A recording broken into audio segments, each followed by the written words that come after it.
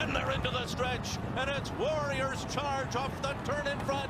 Another twist of fate. Here is War of Will, and he got through an opening on the inside of the gate pole. Owendale is storming down the center of the track, but it's War of Will coming down to the 16th pole in front. In front by 2 lengths late. A late charge from Longshot Everfast on the inside too, but nothing stood in his way. War of Will won the Preakness. Welcome back to Racing Rundown. Here we go. 6 weeks away from the Breeders' Cup. It's Pennsylvania Derby weekend. And just quickly to start this off, if you've not heard already, I did have to call a last-second audible on this because of the news that came out from the Maximum Security camp. Maximum Security had an episode today. That's what they described it as. It was not colic, and it will not require surgery, but it was a colon issue that was significant enough that required him to be scratched from this race. This is now the second time that Maximum Security is pulled out of a Grade 1 race in the past month and a half. He elected not to go to the Travers Stakes because the schedule fit better with this race, and now he has the health issue that is going to keep him out of the Pennsylvania Derby, and that's unfortunate. It was going to be a good matchup for the sport, specifically because of the self-imposed wager that Maximum Security owner Gary West put on after the Kentucky Derby. He said that any of the 5 horses that Maximum Security allegedly interfered, any of the 4 horses that Maximum Security allegedly interfered with, if they were to beat him in a race, he would give the owners of that horse $5 million. That is not going to happen right now. Preakness winner War of Will was the only horse that Maximum Security had interfered with in the Kentucky Derby that was running in this race. War of Will's still in here, but Maximum Security has scratched from the Pennsylvania Derby, and we will not see him again until the Breeders' Cup Classic, which is now 6 weeks away. We are 6 weeks out from the Breeders' Cup. A lot to get to in the coming weeks, so I have been a little bit quiet on the YouTube side. I have been a little bit busy with school starting back up and me taking on running another podcast, but we're back finally on YouTube. Of course, we did have an episode. We did have 2 late uploads. I'm not going to do that again. Tomorrow, I'm just getting rid of the housekeeping right now. Tomorrow, I will be doing, as usual, the episode, and we're going to take a look at where we stand heading into the final push, as I'm going to call it, for the Breeders' Cup. So we're next week, next weekend, so the weekend of the 27th, 20th, 29th of September.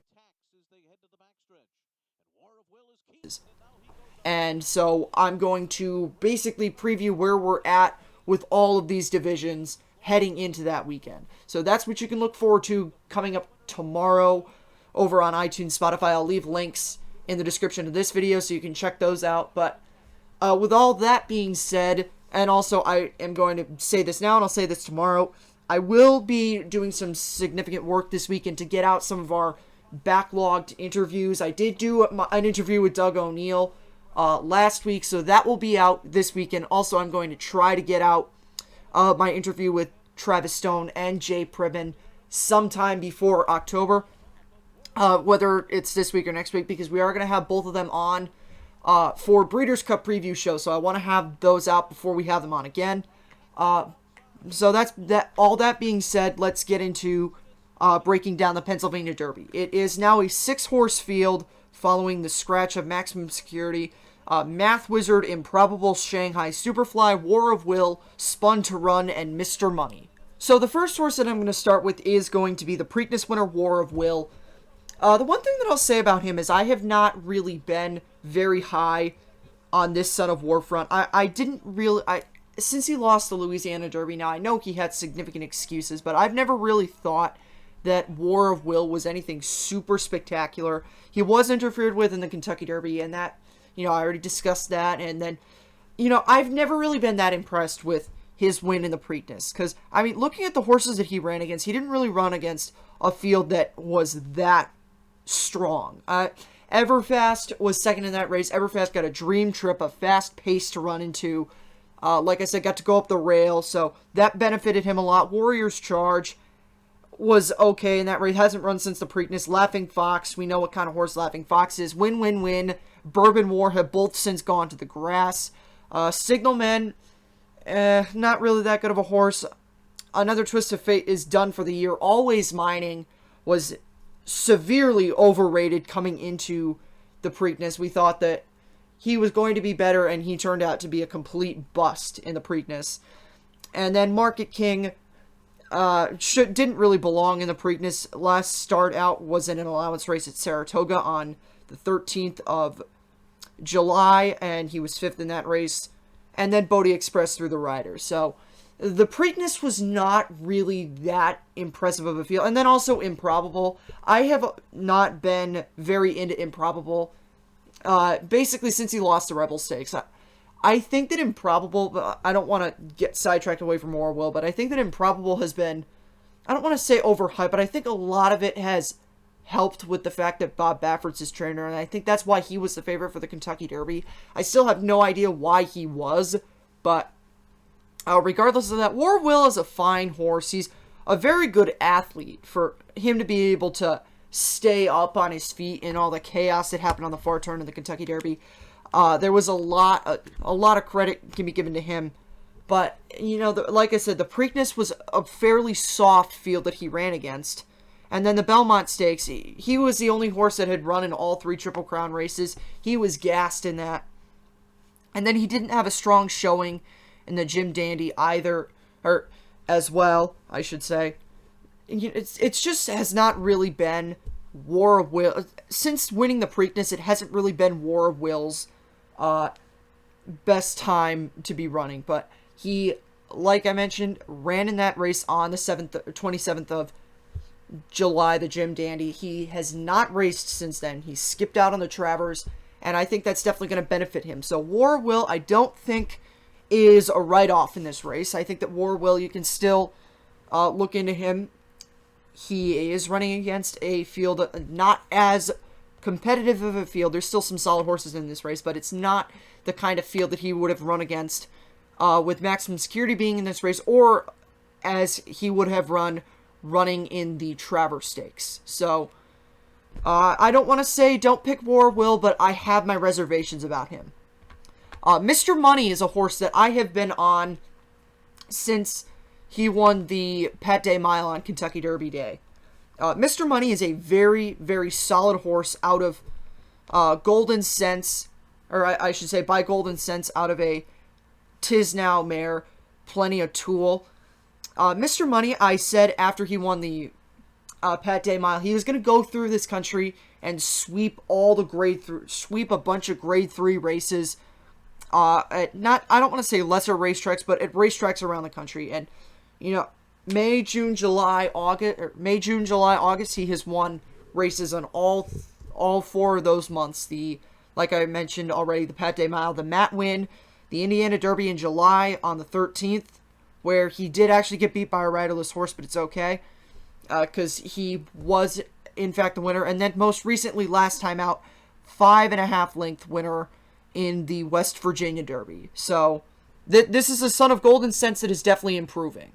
But the question with Mr. Money has always been, and still continues to be, what is this horse going to do when he runs against a grade 1 caliber field? And now this isn't as competitive as a field that he would have faced in the Travers Stakes, and I think that's why it was smart for him to take the win in the grade 3 West Virginia Derby and not rush, into the Travers Stakes. And, you know, I think that this is a good spot for him. I have been saying since he went on this run that this is the spot for him. The grade 1 Pennsylvania Derby, not as competitive as a field. Even with Maximum Security in this race, it wouldn't have been as competitive as he would have faced in the Travers Stakes. Less horses to deal with, so Mr. Money riding a 4 race win streak for trainer Brett Calhoun. Look for him to run a big one in this race. That's what I'm going to say. I'm not going to say that I'll pick him, but look for Mr. Money to run a big one.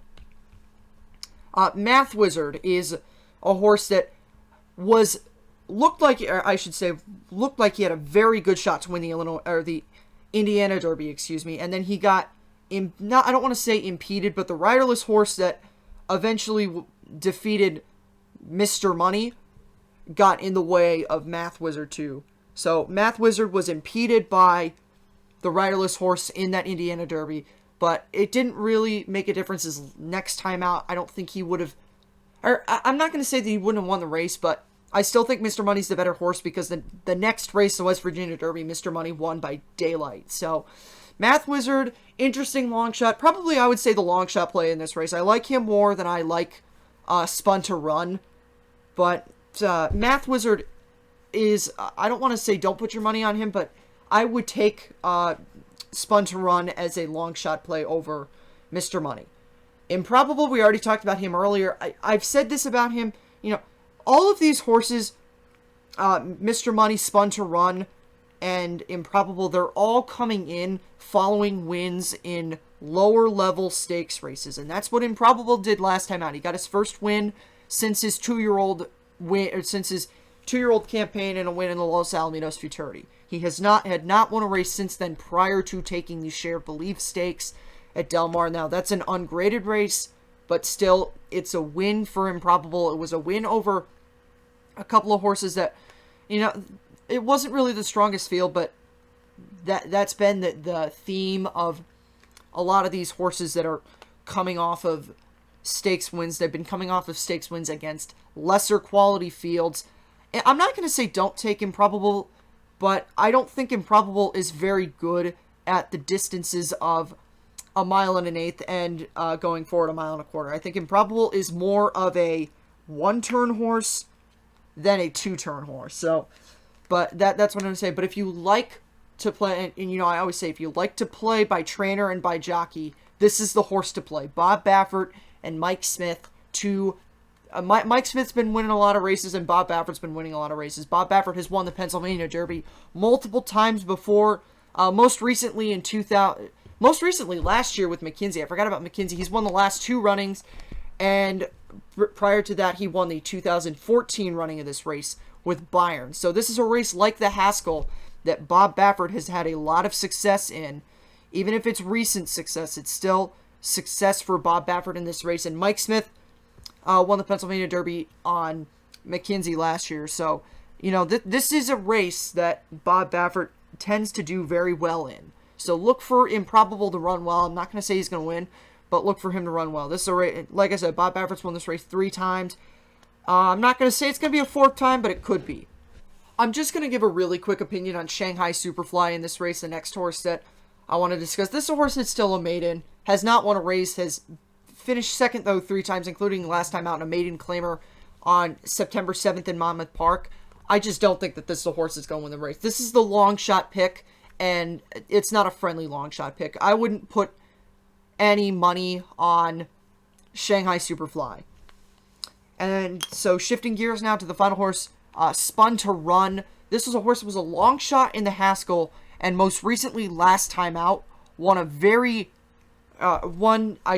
Smarty Jones Stakes against a very competitive, I'm trying to remember the name of the horse, very competitive Gray Magician. I thought Gray Magician was going to win that race. Spun to Run, came back, won it. He's won some races before. He was 3rd in the Haskell, like I mentioned already, first in the Smarty Jones. I don't think that I would necessarily say that, like I said, he's not my long shot play. He's not my long shot play. Math Wizard would be my long shot play for this race, and actually I wouldn't even consider Spun to Run a long shot play for this race. I think he's a better horse than a long shot play. He's improving.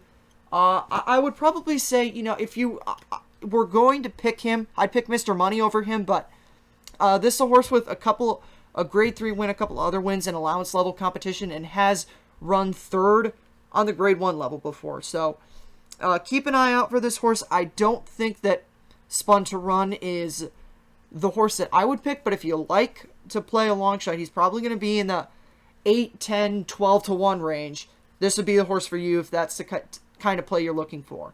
But that being said, I think I'm going to take Mr. Money. I've been on him for a long time, and I'll put my money where my mouth is.